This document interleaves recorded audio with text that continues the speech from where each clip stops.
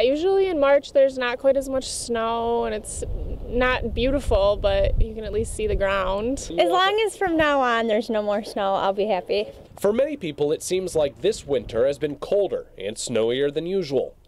But Jim Kaiser at the National Weather Service in Gaylord says that's not the case at all. This year's actually quite a bit more normal, really, for what northern Michigan should bring for springtime, which is at least early spring, which is snow and cold. He says this late season snow is actually good for northern Michigan.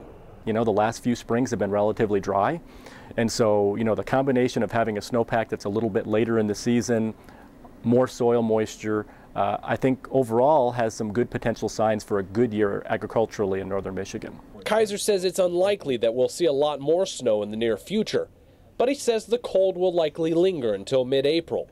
And when spring finally comes, you'll be surprised by how fast the weather will change. I don't think, you know, we're going to have that normal transition like we might see in a spring where you go from, you know, have some highs in the 40s, highs in the 50s. I think at some point when we change this pattern, you know, it might get, you know, fairly mild, you know, and it just may be sort of like flipping the light switch on that one. And while many are upset that spring is not here already, Don Kettlewell just clears out the foot of snow on his property and preaches a simple philosophy.